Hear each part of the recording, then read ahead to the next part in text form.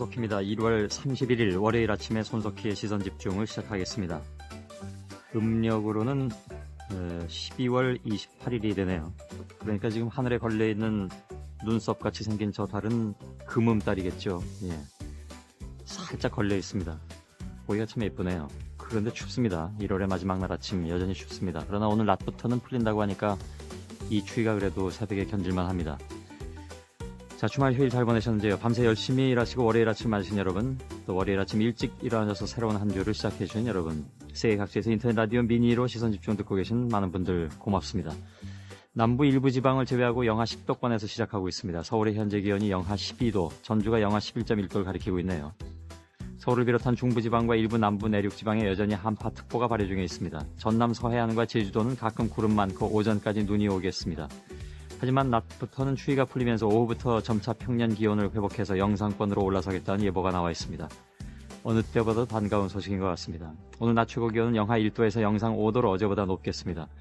현재 기온은 부산이 영하 7.2, 광주 영하 8.5, 대구 영하 7.4, 대전 영하 11.2도, 춘천은 영하 19도까지 내려가 있습니다.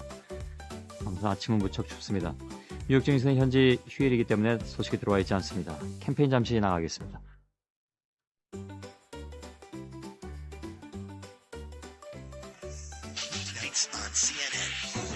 مشاهدينا مع الجزيرة هذا الصباح.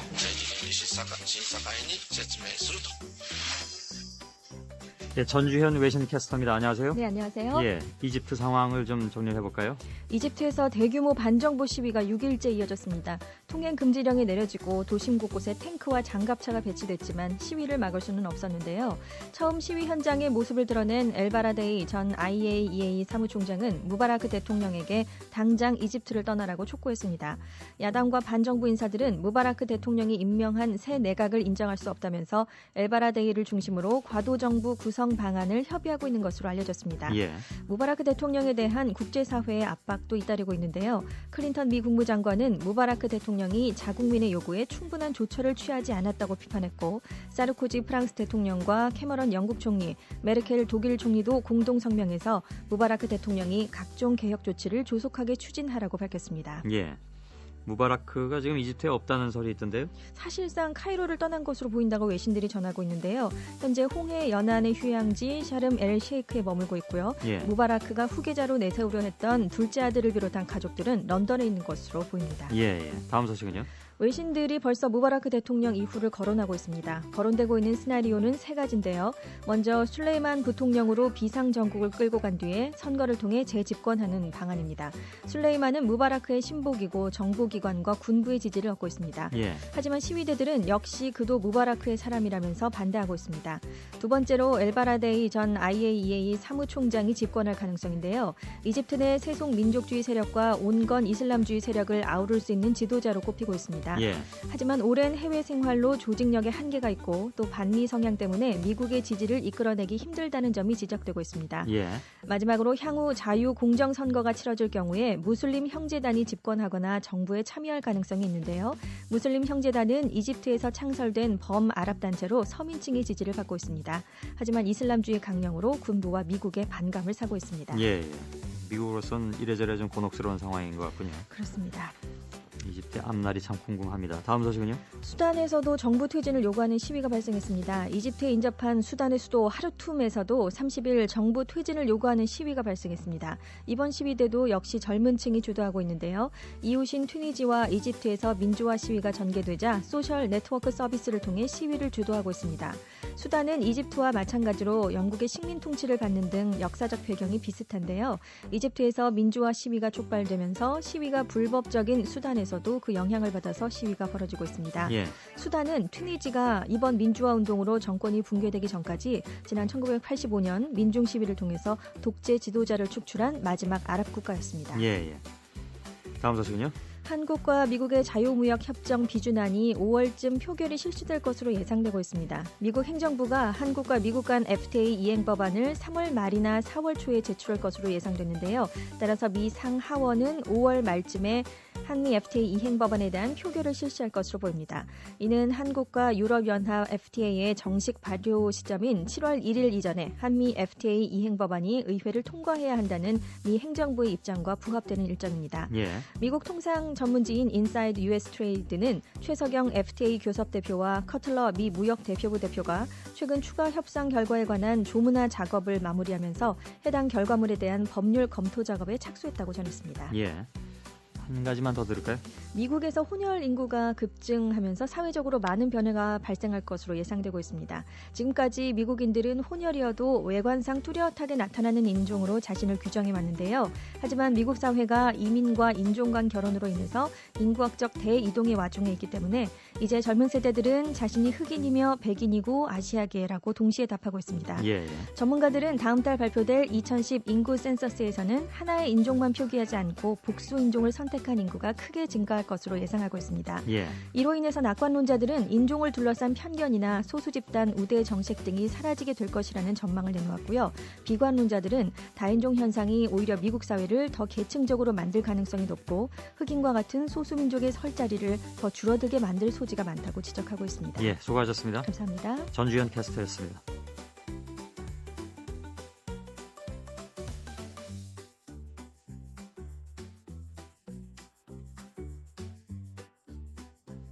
예, 이어서 오감경제 경향신문의 권재현 기자 연결되어 있습니다. 안녕하세요. 네, 안녕하십니까. 예. 지난해 표준 단독주택의 공시 가격이 발표됐죠. 예, 아파트 같은 공동주택 말고 단독주택의 공시 가격이 발표됐는데요. 그중에서도 어제 공개된 건 표준 단독주택입니다. 예. 1월 1일 기준으로 지역적인 대표성, 또 주택의 유사성 등을 고려해서 선별적으로 19만 가구를 추려 전년도 1년간의 공시 가격 변동률을 매긴 겁니다. 3월 2일까지 국토해양부 홈페이지나 주택소재지 시군구 민원실에서 열람 가능합니다. 예. 오늘부터 이 신청을 받아서 3월 18일에 국토해양부 장관이 조정된 가격을 확정 고시하게 되는데요. 이를 바탕으로 각 시군구청 등 지방자치단체는 4월에 전국 개별 단독주택 398만 가구의 공시가격을 확정 발표하게 됩니다. 예. 공시가격은 양도소득세와 증여세, 재산세나 종합부동산세 등 그 각종 세금을 산정하는 기준으로 활용되기 때문에 의미가 있습니다. 예. 결과가 어떻게 나왔는지요? 전년보다 0.86%가량 소폭 오른 것으로 집계됐습니다. 2006년부터 2008년까지 내리 큰 폭으로 뛰다가 세계 금융위기 여파로 2009년에는 1.98% 하락했었는데요. 예. 지난해에 1.74% 반등했고 올해 또 올랐으니까 2년 연속 상승세를 나타내고 있습니다. 하지만 상승폭이 그리 크지는 않은 것으로 조사됐는데요. 지역별로는 세종시 원안 추진의 영향을 많이 받은 대전이 많이 올랐고요. 예. 경기도와 경남도 평균 이상으로 상승했습니다. 서울과 제주 등도 올랐지만 상승폭은 평균에 못 미쳤습니다. 기초자치단체별로 보면 전국 251개 시군구 중에서 241곳에서 올랐습니다. 대전 유성, 경남 거제, 경기 하남 등이 상승률 수위를 차지했는데요. 3.9% 내외죠? 예, 그렇습니다. 가격대별로 보면 2천만 원 이하 저가주택이 1.17%로 오름폭이 가장 컸고 9억 원을 초과하는 고가 단독주택은 0.17%로 상승폭이 가장 작았습니다. 예. 집을 한 채만 갖고 있어도 종합부동산세 부과 대상이 되는 9억 원 초과주택은 475곳이었는데요. 이 중 서울이 438가구로 대부분을 차지해서 서울 편중 현상을 다시 한번 입증했습니다. 예. 정유사들이 휘발유 공급 가격을 내렸다고요? 예, 이명박 대통령이 기름값이 묘하다는 발언 이후 나온 첫 인하 조치인데요. 한국석유공사에 따르면 1월 셋째 주 정유사들의 휘발유 공급 가격이 전주보다 리터당 2.6원 내려 833.2원을 기록한 것으로 나타났습니다. 예. 3주 만에 인하된 건데요. 최근 국제 유가가 계속 강세 기조를 보이는 점을 감안할 때 휘발유 공급 가격 인하는 다소 이례적이다라는 평가가 나오고 있습니다. 예. 그러나 이제 정유업계는 대통령 발언과는 무관한 일이다라고 이제 선을 긋고 있습니다. 인하폭이 좀 미미해가지고 예. 이게 휘발유 가격으로 어느 정도 연계될지 잘 체감하기 어렵다는 그런 얘기가 나올 만하네요. 예, 소비자들이 체감할 정도로 휘발유 가격이 인하되기는 어렵다는 전망이 많습니다. 왜냐하면 이제 휘발유 값의 절반을 차지하는 유류세는 여전히 변함이 없으니까요. 예. 또 주유소 업계가 정유업체의 주유소 가격 인하분을 고스란히 소비자 가격에 반영하더라도 리터당 2원 정도 되는 수준으로는 그 신용만 내는 것이라는 평가가 많습니다. 예. 그동안 전국 주유소 평균 판매 가격은 1월 넷째 주 들어 전주보다 리터당 4.4원 올라서 1,830.70원을 기록하는 등 16주 연속으로 상승세를 달리고 있는데요. 예. 소비자들의 기름값 부담이 커지면서 오를 때는 왕창 올리고 내릴 때는 찔끔 내린다는 그 정유업계의 관행에 대한 비판이 이번에도 당분간 이어질 것으로 보입니다. 예. 2원 내렸다 그러면 사람들이 웃을 것 같습니다. 다음 소식은요? 네, 그 금융감독원이 손해보험협회, 보험개발원과 공동으로 설 연휴 운전자들이 지켜야 할 안전수칙을 공개했습니다. 설 연휴를 앞두고 한파와 폭설이 반복돼서 어느 때보다 사고 발생 위험이 높은 만큼 가급적 자가용 대신에 대중교통을 이용할 것을 권고했고요. 최근 3년간 설 연휴 자동차 보험 사고 발생 현황을 분석해봤더니 날짜별로는 설 연휴 전날과 또 시간대별로는 새벽에 운전자들의 주의가 요구된다고 당부했습니다. 예. 설 연휴 전날 퇴근 후 귀성길에 오르는 사람들 때문에 평소보다 야간 운전이 늘어난 것이 사고 발생의 원인이 되겠고요. 혼잡을 피하려고 새벽 시간대를 이용할 때는 특히 운전자들의 주의가 요구되기 때문에 휴게소의 휴식이나 교대 운전으로 졸음을 방지하는 게 중요하다고 금감원은 설명하고 있습니다. 예. 또 본인이나 부부 운전 한정 특약에만 가입된 차량의 경우에 임시 운전 담보 특약에 가입하면 형제나 제3자가 운전하다가 사고가 만약에 발생하더라도 보상받을 수 있다고 설명했고요. 예. 눈길이나 빙판길 운전에 대비해서 스노우체인이나 모래주머니, 또 비상용 삽, 전등과 같은 안전장구를 차량에 휴대하는 건 기본이겠죠. 예. 만약 고장이 날 경우에는 비상등을 켜고 차량을 도로 오른편 가장자리로 이동시킨 다음에 보험사 긴급 출동 서비스를 이용하면 좋다고 그렇게 설명하고 있습니다. 예. 이런 것도 금융감독원이 발표하나요? 예, 예. 설을 앞두고 있으니까요. 예. 수고하셨습니다. 네, 고맙습니다. 권재현 기자였습니다. 여러분은 지금 성신여대 손석희 교수가 진행하는 시선 집중을 듣고 계십니다.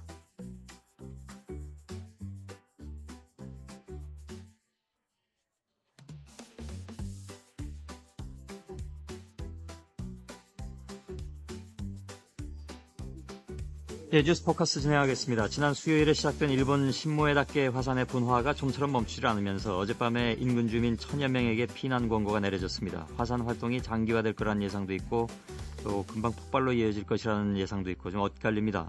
부산대 지구과학교육과 윤성효 교수를 연결해서 현재 상태에 대한 얘기 좀 듣고요. 또 이번 일로 백두산의 폭발 가능성에 대해서 다시 한번 관심이 또 모아지고 있네요. 이 얘기도 좀 나누도록 하겠습니다. 윤성효 교수님 나와 계시죠? 예, 안녕하십니까. 예. 93년에 신모에다케 화산 지역 지질 조사를 실제로 하신 적이 있다고 들었습니다. 네, 그렇습니다. 예, 요즘도 계속 그 자료를 받고 계시죠? 예. 예. 우선 현재 상태는 어떻게 파악하고 계신지요? 현재 지난 26일 날 화산재가 연기 기둥을 만들면서 약 2,500m 상공으로 뻗쳐나갔는데 예. 그 이후에 규모가 점점 커지면서 27일에는 7,000m, 28일에는 또 2차 폭발이 있은 후에 약 7,500m까지 화산재가 분화구로부터 뿜어져 나와 상승하였습니다. 예.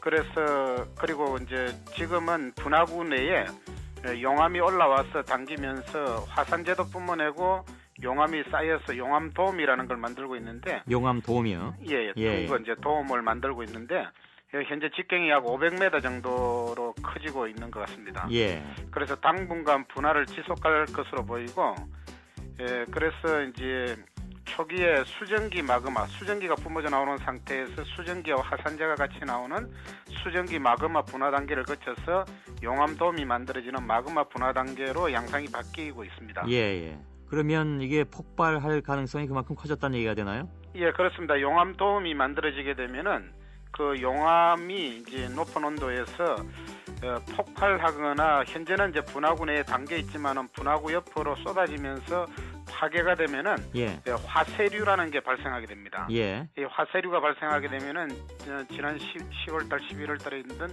인도네시아 머라피 화산이라든지 그다음에 1991년도 그 일본 운젠 화산에서 많은 사람을 다치게 한 그런 화쇄류가 발생하게 되면 분화구로부터 상당히 먼 거리까지 뜨거운 화산재가 물이 흘러가듯이 흘러가기 때문에 주변을 초토화시킬 가능성이 있습니다. 예. 그 지금 말씀하신 그 상태는 폭발의 상태는 아닌데도 그렇다는 말씀이시죠? 그렇습니다. 예.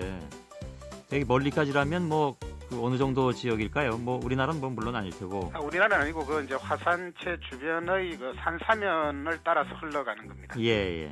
그러면 지금 뭐 분석은 두 가지가 나오던데 당장 이제 대폭발로 이어지느냐 아니면 장기화될 것이냐 하는 두 가지 중에 하나로 따진다면 어느 쪽이 더 무게가 있을까요? 장기화될 것으로 보는 게 더 낫습니다. 그런가요? 대폭발은 아니다 그런 말씀인가요? 예, 이미 이제 지금과 같은 화산 분화 경험을 예.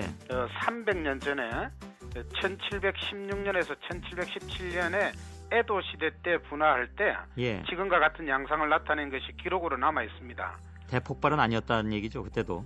예, 그렇습니다. 예. 대폭발이라고 하면은 크게 산 정상부가 날아가고 분화구가 생기고 뭐 그렇게 하는 양상인데 예, 예. 지금은 이제 그 분화구 내에 있는 화도에서 작은 화도에서 화산재가 뿜어져 나오고 그 주변에 또 다른 화도에서는 용암이 이제 솟구쳐 가지고 예. 용암 도움을 만들고 있는 그런 상태입니다. 예, 예. 그 뭐 대폭발 가능성은 그만큼 이제 그 줄어든다 하는 말씀이신데 그래도 뭐 대비는 해야 되는 것일 테고요. 예, 그렇습니다. 이것으로 인해서 예를 들어서 뭐 지진이라든가 이런 것들이 일본 열도에 특히 규슈 지역에 있을 가능성은 없을까요? 지금 나오는 것은 이제 우리가 화산 폭발 지수로 하면은 예. 처음에 이제 확자되는 화산 폭발 지수 2 정도로 예상을 했거든요. 예. 그 2 정도가 하면은 약 100만 입방메타 정도의 용암 마그마가 뿜어져 나오는 것인데 예, 그 정도가 나와서는 뭐 커다란 지진은 발생하지 않고 예. 큰 지진이 발생하려고 하면 적어도 화산 폭발 지수 5, 6, 7에 해당되는 게 해야 되는데 예.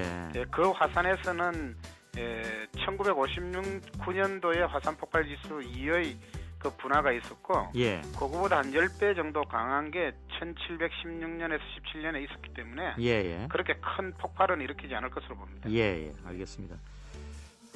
이것 때문에 이제 백두산도 이게 좀 폭발하는 게 아니냐. 그러니까 저 지역대가 다 위험한 게 아니냐 이런 우려들도 나오고 있는데 윤 교수께서 지난번에 백두산의 폭발 가능성에 대해서 말씀하신 분이시기 때문에 그래서 더 궁금증이 커졌습니다. 어떻게 보십니까? 예, 백두산은 현재 일본과 같은 환태평양 화산대에서 벗어나서 판의 내부에 있는 화산체입니다. 예. 그래서 백두산에는 여전히 지하에 마그마방이 존재하고 지진 활동은 중국 측에서 주장하는 바와 같이 2006년도 이후에 줄어든 기미를 보이지만은 예. 지표면의 팽창은 2002년도 대비 2009년도까지 계속해서 천지 주변이 중심으로 해서 약 10.4cm 정도 부풀어 올랐습니다. 예. 그리고 작년 11월 8일에도 백두산에서 대량의 그 이산화황이 뿜어져 나왔습니다. 예. 그래서 여전히 백두산은 잠재적으로 활동성을 충분하게 나타낼 수 있는 그런 화산체입니다. 예. 그래서 만약에 예. 1000년 전과 같은 대폭발을 한다고 하면은 화산재가 한경도에 비처럼 내리고 일본 호카이도와 혼슈 북부에도 화산재가 비처럼 내리고 그 다음 해에 지구의 전체적으로 기온이 하강해서 아마 여름이 없어질 수도 있고 그 정도로 그런, 보시나요? 예. 그런 규모의 폭발이 아니더라 하더라도 폭발의 정도에 따라서 백두산 인근 지역의 중국 측과 한경도 지역에 화산재가 비처럼 내리고 농작물이 피해를 입고 식수가 고갈되는 그런 피해를 줄 수가 있습니다. 예. 굉장히 또 불안해지네요. 실제로 그럴 가능성이 만일에 그런 폭발이 일어난다면 언제쯤이라고 예상을 하십니까? 예, 그게 가장 어려운 겁니다. 예. 그래서 뭐 100년 주기설, 1000년 주기설 이런 것들을 이야기하는데 어떤 자연재해에 있어서 그 주기가 겹치는 시기에 활발하게 나타난다는 것이 상식이기 때문에 예. 백두산에 대해서 정밀하게 모니터링을 실시해야 된다고 제가 자꾸 주장하는 겁니다. 예. 그런 것들을 모니터링을 함으로써 예보를 할 수가 있는데 현재 그런 것들이 조금 부족한 상황입니다. 예. 북한 당국에서 한다는 얘기는 뭐 못 들으셨나요? 그런 조사를? 북한에서는 북한이나 중국에서. 다른 루트를 통해서 이제 북한은 지금 상당히 장비가 옛날 장비를 가지고 있기 때문에 예. 우리 남쪽에서 좀 지원을 해주면은 그런 걸 가지고 지속적으로 그런 연구를 하고 싶어 한다는 이야기는 듣고 있습니다. 예. 백두산이 그렇게 잠재력이 엄청난 그런 화산인가 보죠? 예, 인류 역사상 역사 기록상 최대의 화산 폭발 사건을 기록한 경험을 가지고 있는 화산입니다. 아, 예. 지난번에 그 아이슬란드에서 왜 화산 폭발해서 굉장히 좀 큰 파장이 있지 않았습니까? 예. 예. 그 화산 폭발보다 한 10배가량 될 것이라고 주장하신 바가 있는데 예, 그거는 이제 우리나라 조선 왕조실록에 예. 1702년도에 한경도 지역에서 기록을 보면은 북서쪽 한경도에서 봤을 때 북서쪽이니까 백두산 있는 지역에서 뜨거운 화산 기운이 밀려오고 예. 아침에 나가서 보니까 화산재가 한 치가량 쌓였더라 이런 기록이 있습니다. 예, 예. 그런 소규모의 폭발을 했을 때 그때의 그 화산 폭발 지수를 따지면은 아이슬란드 10배 정도가 되고요. 예. 그 화산재가 일본의 화산재의 비가 내린 정도로 1000년 전과 같은 그런 폭발 규모를 따진다고 하면은 예. 아이슬란드의 1000배 내지 1500배 정도 규모가 되는 겁니다. 아유. 예. 예, 그래서 백두산에 대해서 지속적으로 관심을 가지고 예. 모니터링을 할 필요가 있습니다. 알겠습니다. 자, 여기까지 오늘 듣겠습니다. 고맙습니다. 네, 감사합니다. 네, 부산대 지구과학교육과 윤성효 교수였습니다.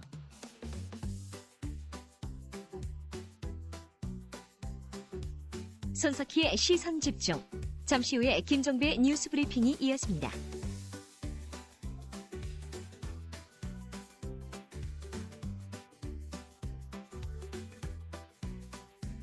예, 연일 지속된 강추위 때문에 한강이 얼어붙으면서 지금 한강 하구는 마치 무슨 뭐 극지방처럼 유빙이 둥둥 떠다니고 있다고 하는군요. 고기 잡는 어부들이 계신데 얼음을 뚫고 유빙을 헤치면서 작업을 하신다고 합니다. 지난 토요일에 용승우 프로듀서가 찾아가 봤습니다.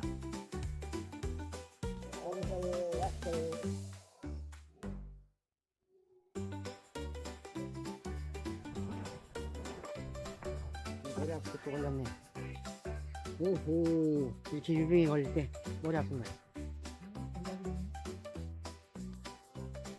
아, 그 겨울이 많이 얼었냐? 날씨가 너무 추워. 고기가 없네, 오늘. 아빠가 밥 먹고 자. 밥만 하나 김반장 하나 줘라. 국만 말고. 네. 많이 잡어요? 고기들 조금 잡았으니까 밥 조금씩 먹어. 아침에 포골했는데. 아유, 딱 바람이 부는데 얼굴이 찢어 나가는 것 같아.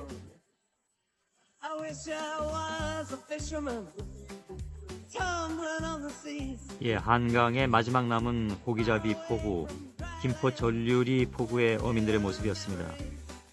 고깃배를 물 위에 띄우려면 먼저 포크레인으로 얼음을 깨야 한다고 하고요. 그리고 이제 얼음을 헤치면서 작업장으로 가는데 쳐놓은 그물이 물속에서 얼어붙는 바람에 고기 대신 얼음이 걸려온다고 하네요.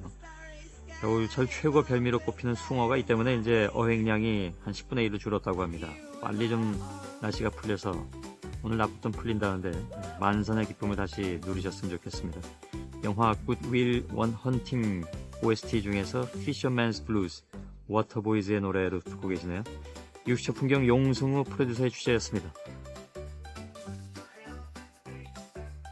I wish I was the brakeman on a hurtling fever train, crashing headlong into the heartland like a cannon in the rain. 여러분께서는 지금 출근길 시사정보 프로그램 손석희의 시선집중을 듣고 계십니다. 네, 시사평론가 김종배 씨 안녕하십니까? 네, 안녕하세요. 예. 이 3호 주얼리호의 석혜균 선장이 29일 밤에 귀국해서 긴급 수술을 받았습니다. 이 수술을 집도한 아주대병원의 유이석 원장은 석 선장의 주요 장기 기능이 더 이상 악화하지는 않는 것으로 판단되지만 심한 염증의 후유증으로 열이 지속되고 있다 이렇게 밝혔고요. 향후 하루 이틀 사이에 폐렴 발생 우려가 있다 이렇게 우려를 했습니다. 예. 이어서 향후 2, 3일 정도가 고비가 될 것이며 생명 지장 여부는 아직 말하기 어렵다 이렇게 말했는데요. 한편 생포된 소말리아 해적 5명이 30일 국내로 압송돼서 구속 수감이 됐습니다. 해적들은 영장 실질 심사 과정에서 이 석 선장에게 총격을 가한 범인으로 마우멧 아라이라고 하는 해적을 지목을 했다고 합니다. 예. 전남 장성에서 구제역 의심 신고가 접수가 됐습니다. 호남은 지금까지 구제역 마지막 보루였었는데요. 이 장성읍에서 한우 182마리를 키우는 농가에서 신고가 들어온 건데 지난 17일 이 백신을 접종을 했지만 송아지 1마리가 폐사했고 암소 2마리도 감염 증세를 보이고 있다고 합니다. 예. 경남 양산시 상북면 농가의 돼지 40마리는 구제역에 감염이 된 걸로 확진이 났고요. 9년 넘게 청정지역으로 인정되어 왔던 제주도는 29일부터 백신 접종에 들어갔습니다. 지금 전남마저 만일에 확진 판정받으면 제주도만 빼놓고 다 지금 걸려든 상황이네요. 그렇습니다. 그리고 구제역 방역과 매몰 작업에 투입됐던 공무원과 군인이 잇따라 사망을 하고 있는데요. 경북 상주시의 7급 공무원 김원부 씨가 29일 오전에 집에서 숨진 채 발견이 됐습니다. 이 김 씨는 이달 초 상주시 함창읍 구제역 방역초소에서 도로의 얼음을 제거하다가 미끄러져서 치료를 받은 뒤에 업무를 계속해왔는데 예. 급성 심장마비로 추정을 하고 있고요. 예.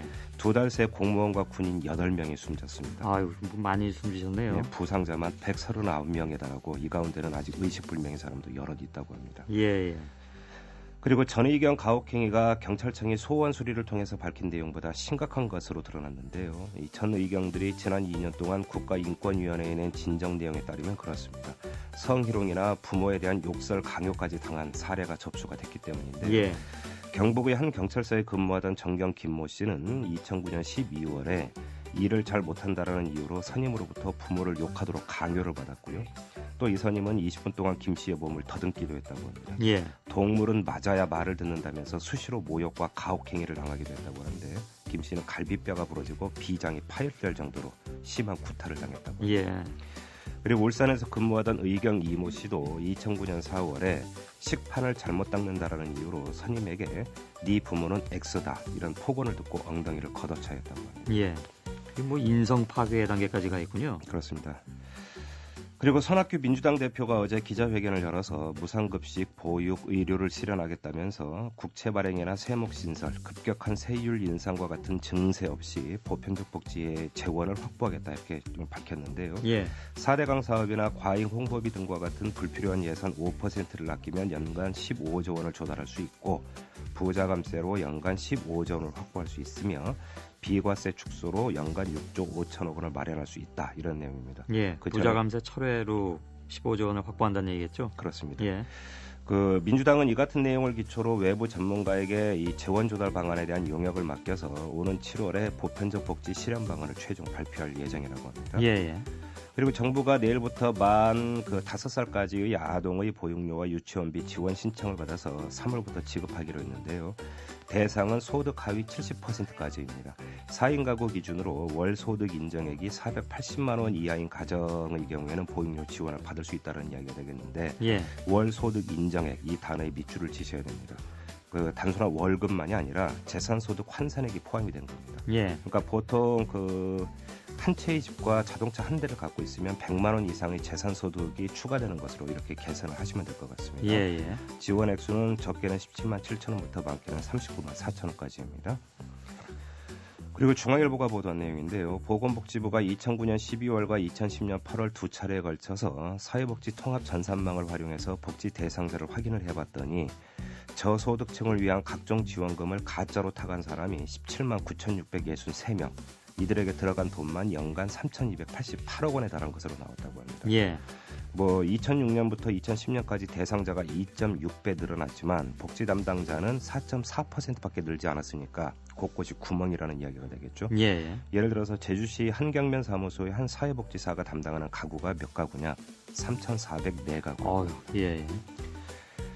경향신문 보도인데요. 서울 물가가 심각하다고 합니다. 이 농수산물 유통공사에 따르면 배추는 지난 28일 기준으로 포기당 전국 평균 소매 가격이 5,234원을 기록을 해서 일주일 전에 비해서 17.6%가 올랐고요. 예. 애호박은 일주일 새에 21.6%가 올랐습니다.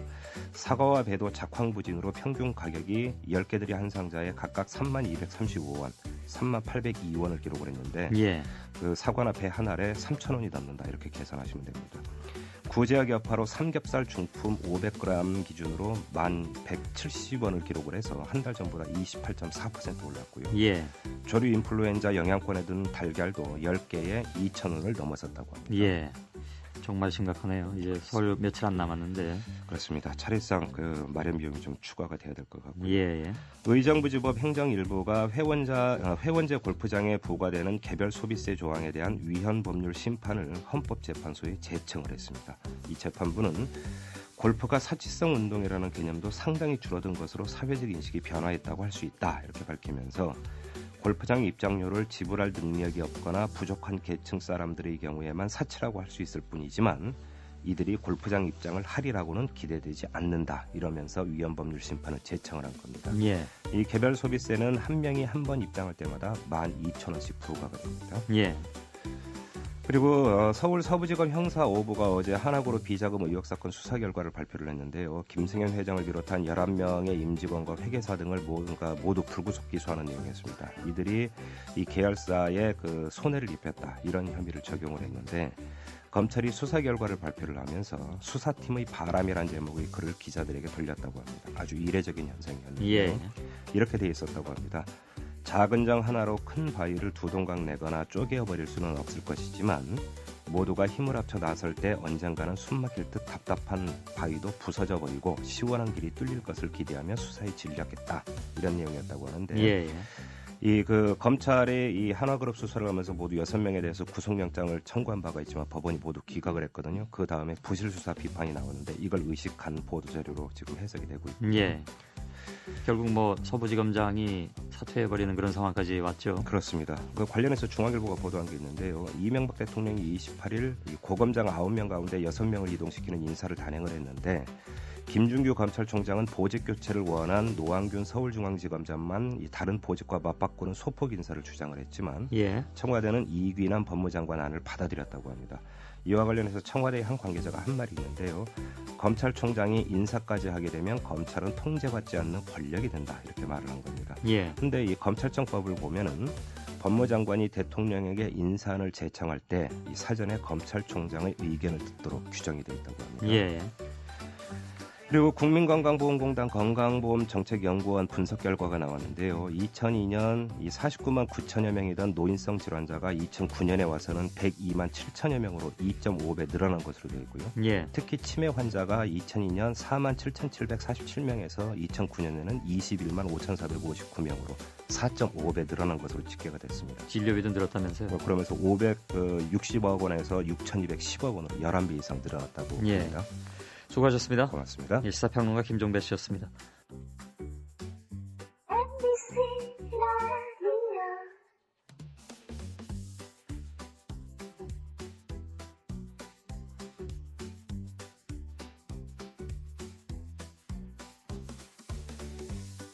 예, 3호 해운 소속 주얼리호를 납치했다가 우리 해군에 생포된 소말리아 해적 5명이 어제 국내로 압송된 뒤에 구속됐습니다. 이로써 우리 사법 역사상 처음으로 국내 선박을 납치한 해적을 상대로 수사가 진행되고 재판이 열리게 됐는데 국내에서는 전례가 없는 만큼 수사 과정에서부터 좀 난항이 있을 것으로 예상되고 있기도 합니다.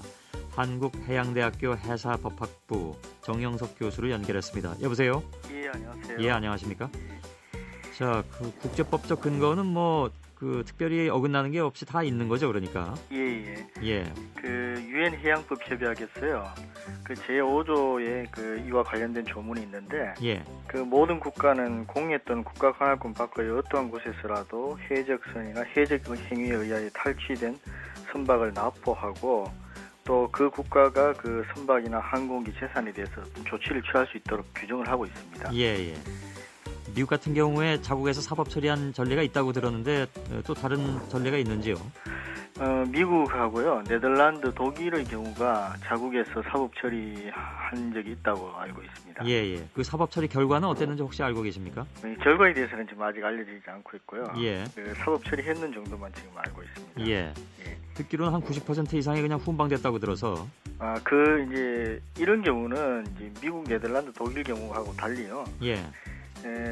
이제 국제법에서는 근거를 가지고 있더라도 국내에 들어왔을 때 이제 적용할 법규가 마땅치 않거나 뭐 또 비용 관계가 있다든지 할 경우에 처리하기가 곤란하기 때문에 현장에서 훈방하는 경우가 있습니다. 예. 그러면 우리 같은 경우에 국내에서 재판할 수 있는 법적 근거라든가 어떤 그 혐의를 적용할 것인가 하는 것들은 어떻게 봅니까? 문제가 없을까요?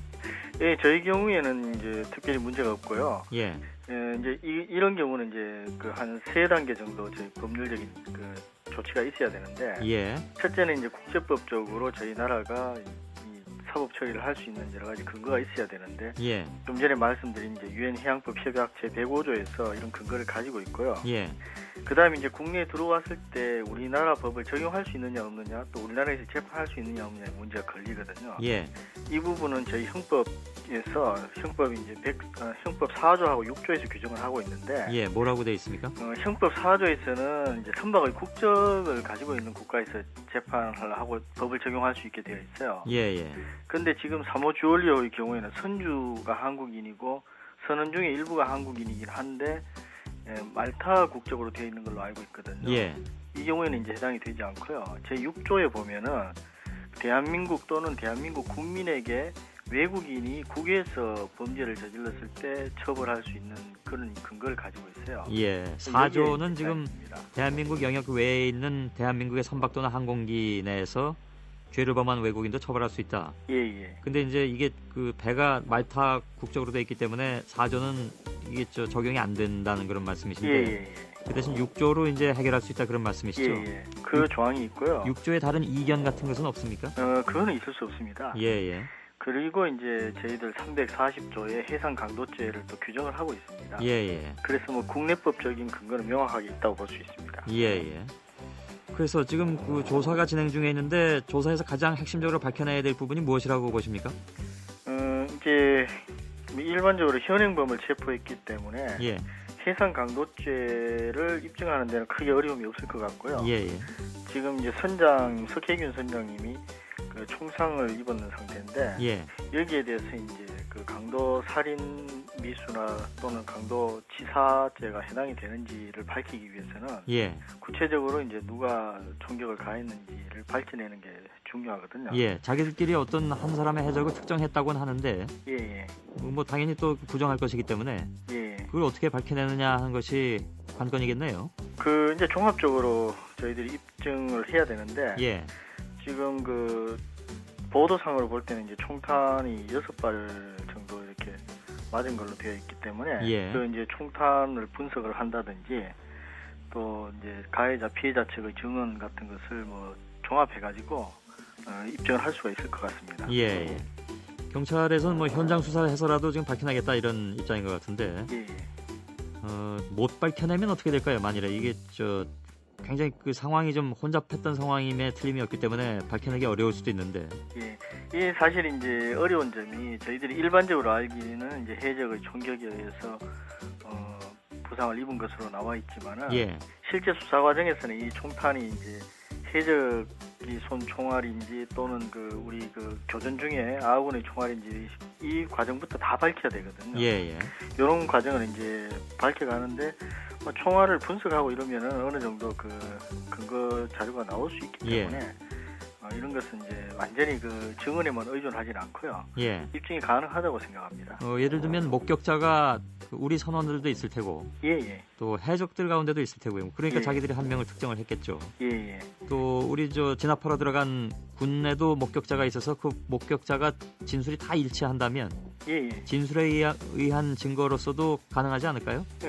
뭐 그런 부분들도 충분히 이제 가능하고요. 예. 아마 가장 그 확실한 것은 지금 총알을 분석해 보면은 예. 어느 정도 증거가 나올 것 같습니다. 알겠습니다. 예. 만일에 이제 그 수사가 이제 다 잘 돼서 혐의 사실이 다 밝혀지고 하면 예. 이들한테 적용할 수 있는 형량이 어디까지 될까요? 일단 그 가장 기본적으로 해상 강도죄가 적용이 되는데요. 예. 이 경우에는 무기징역 또는 7년 이상 징역형이 나오고요. 예. 만약에 이제 해상 강도 이제 그 우리 석혜균 선장님이 지금 상해를 입었기 때문에 예. 해상 강도 상해죄가 적용이 되면은 무기징역 또는 10년 이상형이 나오게 되고요. 예. 만약에 이제 사망하게 되면은 강도 상해 강도 치사 살인죄가 적용이 되거든요. 예. 이 경우에는 사형 또는 무기징역이니까 가장 무거운 형에 해당이 된다고 예. 볼 수 있습니다. 뭐 마지막 그 경우는 석 선장을 위해서라도 있어서는 안 될 상황인 있어서 안 거고요. 되겠죠. 예. 지금 뭐 그 굉장히 그 유례를 찾기 어려운 그런 재판이 진행될 것이기 때문에 세계적으로 쏠린 그런 그 관심도 있을 것 같습니다. 그래서 나름대로 뭐 해적이라고는 하지만 인도주의적인 입장에서 해적들의 인권, 방어권 이런 것들을 보장했는지도 살펴볼 텐데요. 예. 신경 써야 하는 부분이 어떤 걸까요?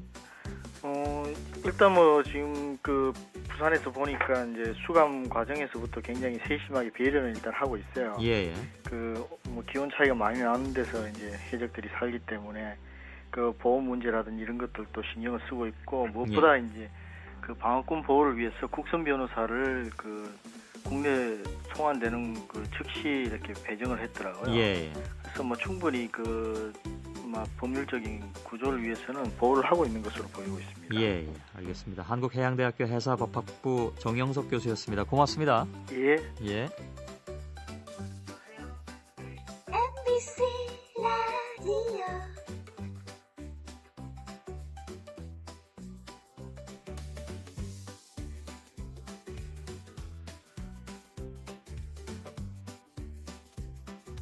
예, 매주 월요일 시선집중 4부에서 준비하는 보수대 진보 논객포론, 오늘 경제 분야를 다룰 차례가 됐습니다.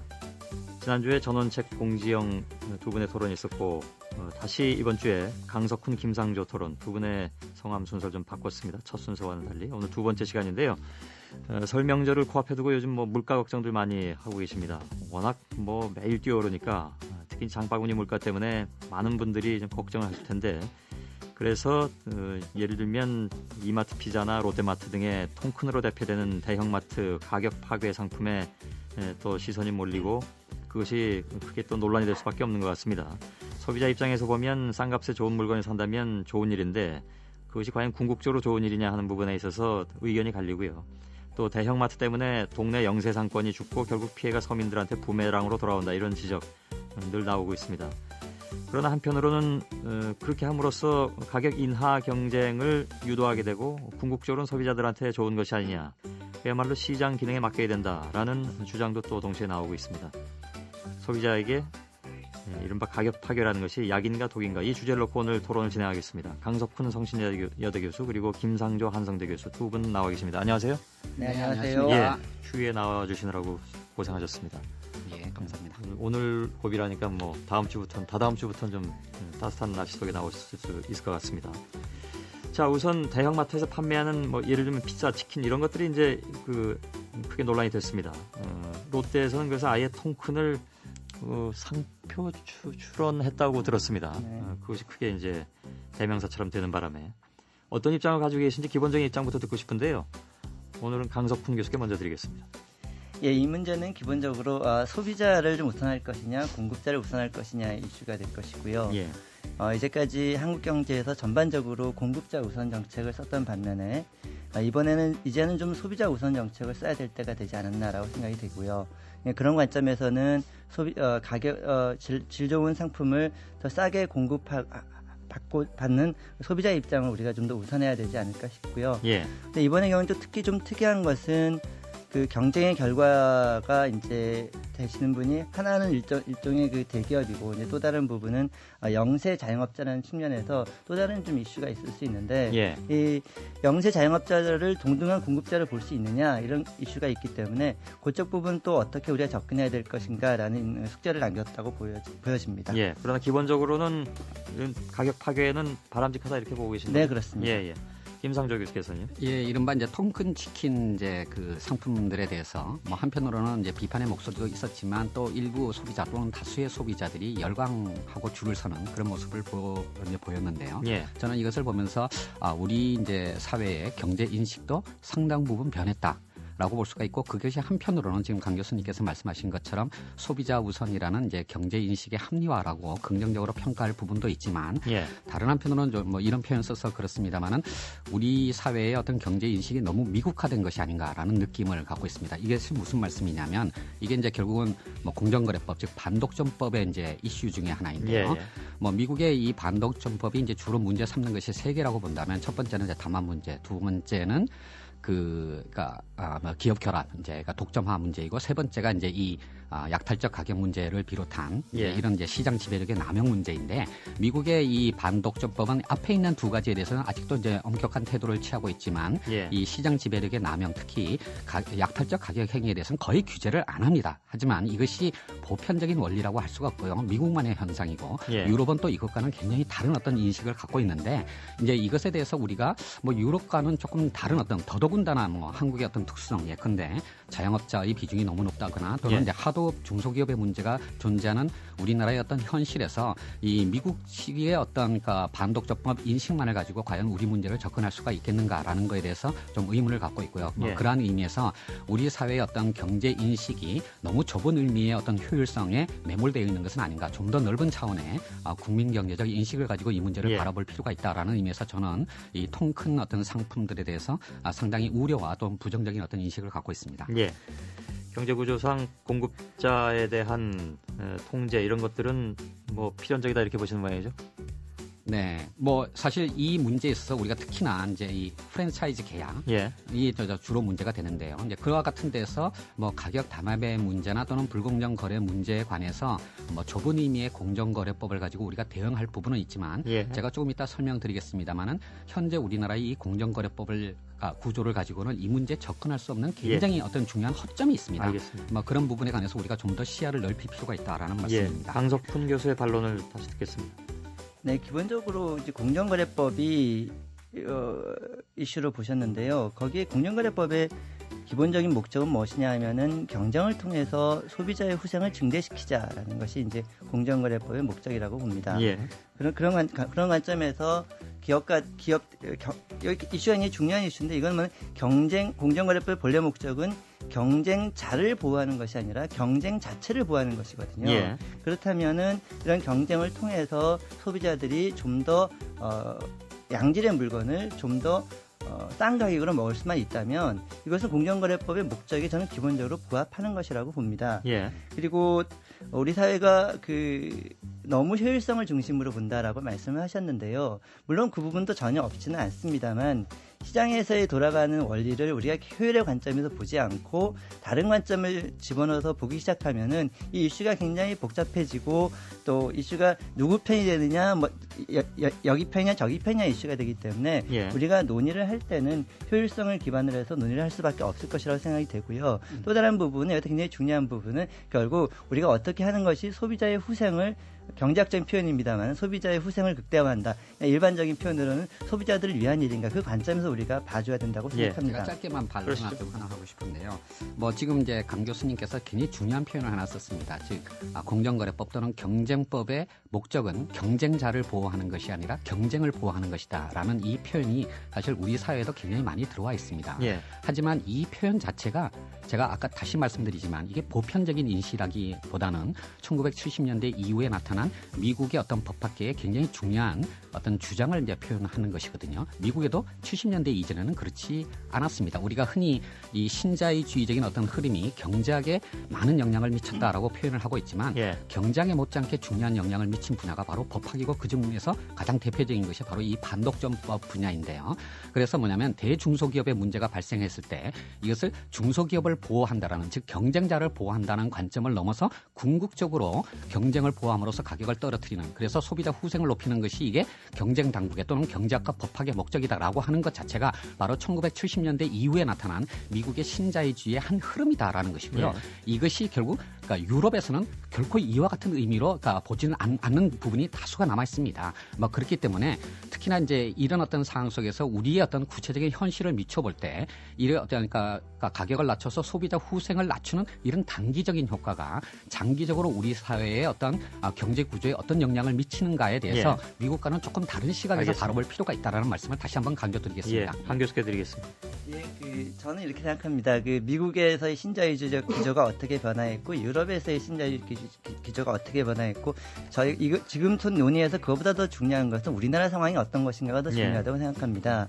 한국 경제가 지난 한 3, 40년간 이렇게 성장해 오면서 정부의 각종 정책이 김 교수님도 잘 아시다시피 소비자 중심이 아니라 공급자 중심의 정책을 많이 폈고 공급자의 이익을 좀 보호하고 공급자를 잘 이렇게 관리해서 경제를 성장해 나가자라는 그런 관점이었습니다. 예. 근데 이제는 우리 한국 사회에서 그런 공급자를 보호하는 정책이 더 이상 궁극적으로 소비자를 위하는 것이 아니라 실제로 공급자만 위한 것에서 끝난 경우가 많았기 때문에 사회적인 우리의 전반적인 트렌드가 그리고 우리 사회가 원하는 것이 정부 정책이나 사회 정책의 방향이 공급자를 기업을 보호하는 것이 아니라 소비자를 위한 것으로 바꿔야 한다라는 것이 인식이 많이 퍼져 있는 상황이고 예. 그런 관점이 저는 더 이번 사건에서 이번 에피소드에서 더 중요시하게 봐줘야 되지 않을까라고 생각됩니다. 강 교수께 질문 한 가지만 좀 드리고 넘어가겠습니다.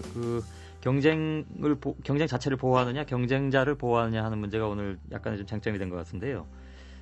아마도 이제 이러한 이른바 이제 통큰으로 대표되는 가격 파괴, 혹은 뭐 흔히 이제 약탈적 가격 문제, 이것에 대해서 비판적인 사람들의 입장에서는 우리 경제 주체들이 예를 들면 이제 대기업과 중소기업으로 나뉘고 더 크게 극단적으로 나누면 대기업과 영세기업들로 나뉘는 것이 예를 들면 치킨 판매에 있어서의 그 구조 아니었습니까? 그 가운데서 경쟁 자체를 보호하는 것이 궁극적으로는 경쟁자를 보호하게 되는 것이 아닌가, 그 결과를 가져오는 것이 아닌가라는 반론을 제기할 수도 있을 것 같은데 거기에 대해서는 어떻게 보시는지요?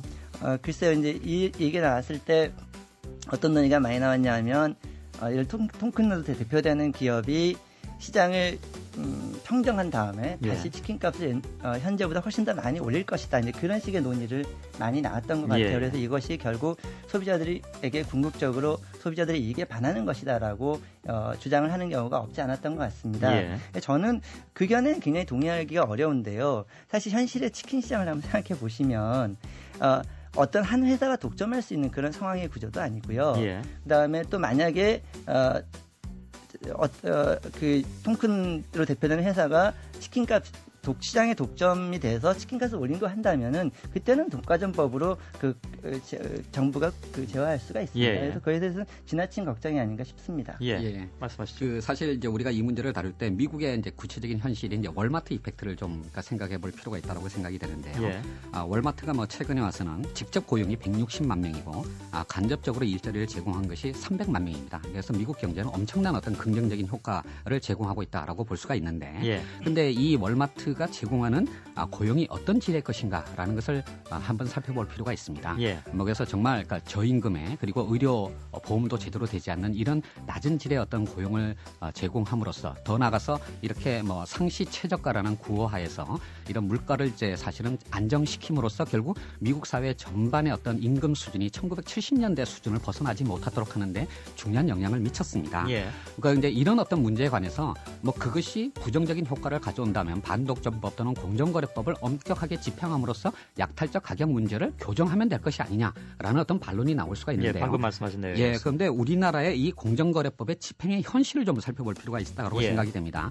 그러니까 뭐 가장 최근 자료가 2009년도에 우리나라 공정거래위원회가 발표한 백서를 보게 되면 담합 사건으로 이제 시정 조치를 취한 것이 60건입니다. 근데 이것이 사건 수가 아니라 제재 조치를 취한 기업의 숫자이기 때문에 실제 담합 어떤 조사와 제재가 이루어진 것은 5개에서 한 8개 정도밖에 안 되는 거거든요. 그리고 더 나가서 시장 지배력의 남용 행위는 매년 한두 건밖에 없습니다. 없는 해도 있고요. 근데 그 중에서도 이 약탈적 가격이 문제가 된 것은 놀라지 마십시오. 지난 10년 동안 우리나라 공정거래가 단 한 건도 규제하지 않았습니다. 그러니까 이 말이 뭐냐면 우리가 지금 갖고 있는 어떤 공정거래법의 구조하에서 이렇게 협상력의 차이가 있는 그 경쟁자들 사이에 불공정 거래 행위, 특히 약탈적 가격 행위를 현재의 법 구조하에서 규제를 한다는 것이 현실적으로 불가능할 정도로 어렵다라는 것입니다.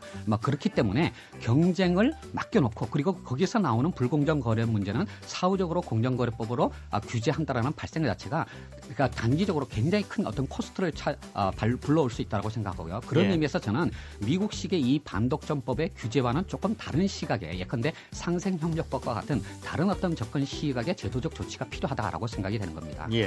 약탈적 가격에 대해서 잠깐만 좀 말씀드리고 강 교수의 반론 듣겠습니다.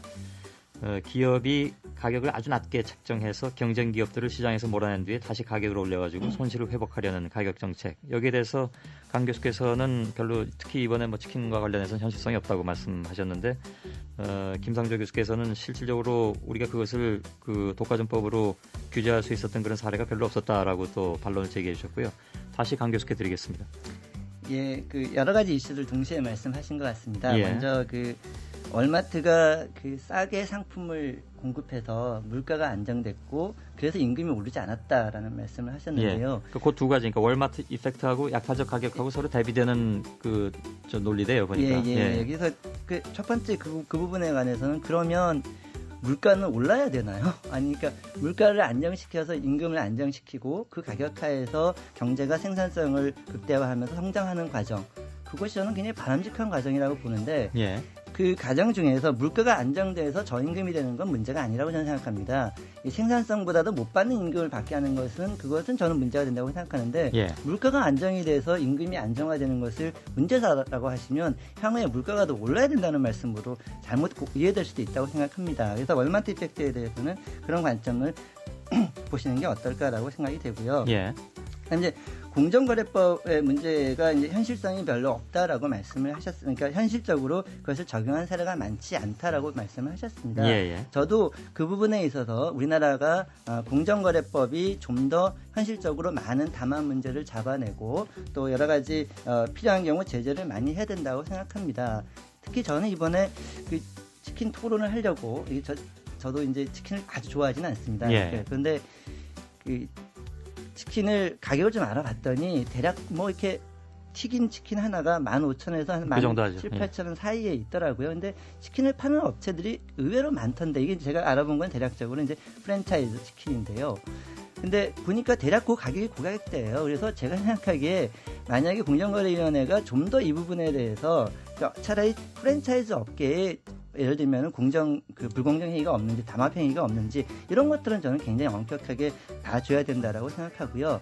현실적으로 김 교수님도 마지막으로 약탈적 가격 말씀을 하셨는데요. 예. 약탈적 가격 의 문제는 사실은 우리가 증명하기가 굉장히 쉽지가 않습니다. 쉽지가 않고 특히 모든 상품 가격이 동일하다면 모르겠으나 그러니까 상품의 질이 동일하다면 모르겠으나 서로 다른 상품의 질로 시장에서는 이걸 피해갈 수 있는 여력이 많이 있기 때문에 예. 이게 그냥 쉽지가 않습니다. 예를 들어서 지금 제가 치킨을 알아봤더니 튀긴 치킨도 있고 또 구분 치킨도 있고 뭐 다양한 종류의 치킨이 예. 있더라고요. 그거를 똑같이 치킨이다라고 해서 제작이 그러니까 하나의 상품으로 보고 약탈적 가격이다 아니라 제작이 굉장히 어렵기 때문에 그런 공정거래위원회가 그런 어려움이 있지 않나라고 생각이 되고요. 향후에 저도 공정거래위원회가 보다 많이 공정거래를 위해서 기업 개입해야 단합이나 된다. 예. 개입해야 된다는 건 100% 동의를 하는 부분입니다. 예, 맞습니다. 제가 한 말씀만 더 첨언을 예. 한다면, 그러니까 우리나라의 공정거래법이나 또는 일반적인 어떤 반독점법을 적용하기 위해서는 세 가지 요건이 충족이 돼야 됩니다. 예.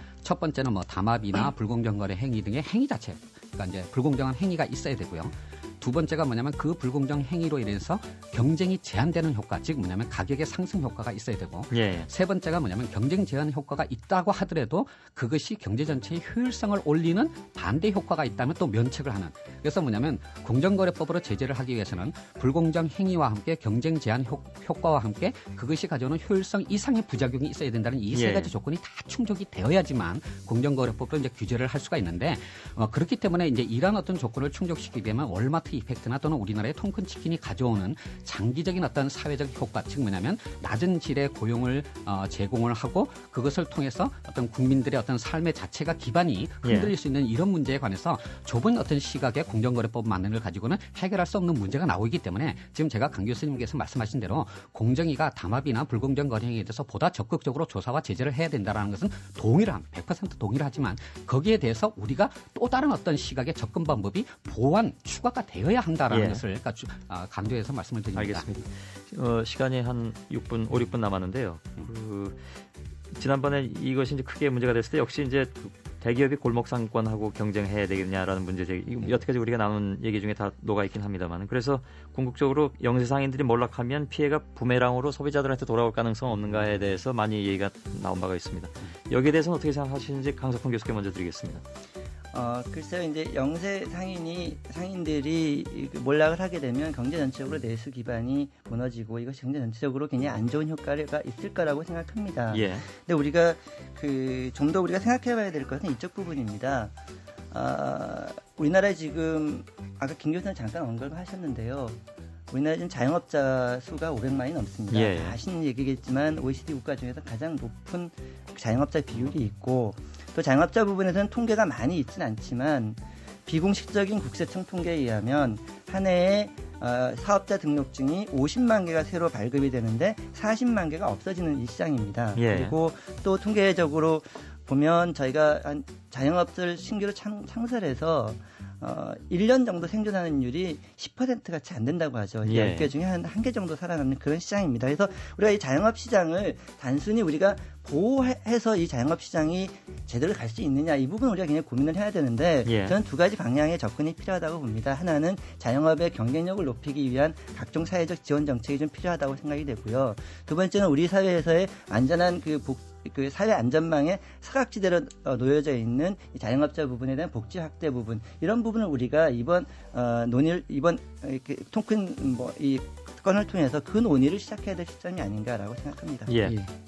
저는 우리 사회에서 우리나라 경제 구조에서 가장 효율성이 낮은 분야가 자영업 분야라고 하는 데 대해서는 동의를 합니다. 따라서 여기에 대해서 구조 조정이 분명히 필요합니다. 하지만 그 자영업자의 구조 조정이라는 것은 매우 많은 노력과 비용과 시간이 필요한 것이기 때문에 대기업들의 진입에 의해서 강제적으로 구조 조정시키는 방식은 우리가 의도한 것과는 반대 결과를 가져올 수 있다. 그런 의미에서 보다 장기적인 산업 정책적 차원의 자영업의 구조조정 대책이 필요하다는 것을 덧붙여서 말씀드리고요. 또 하나는 대기업에 대해서 좀 자세 전환을 요구를 하고 싶은데 우리나라의 결국 이제 대기업 재벌의 문제인데요. 재벌의 어떤 창업자 1세대들은 말 그대로 불법 로비 능력까지를 포함해서 굉장히 뛰어난 기업가 정신을 가진 세대였습니다. 2세 어떤 총수들은 뭐냐면 그 아버지에 대한 콤플렉스 때문에 새로운 사업을 무리하다가 또 외환 위기를 불러오기도 했지만 많은 모험 정신을 또 갖고 있었기도 했어요. 하지만 최근에 와서 이제 3세 승계가 이루어지는데 이 3세 총수들의 경우에는 할아버지, 아버지들이 가졌던 기업가 정신이나 모험 정신도 없이 이 계열사들의 어떤 물량 지원만으로 매출액과 수익성을 올릴 수 있는 안전한 사업 분야에만 너무 집착을 하는 것이 아니라 그것이 국민 경제 전체의 발전에 결코 도움이 되지 않는다라는 의미에서 이 대기업들 같은 경우에는 중소기업 업종을 잠식하는 것보다는 정말 대기업만이 할 수 있는 그런 어떤 노력 쪽으로 좀 방향을 전환했으면 하는 것이 제 부탁입니다.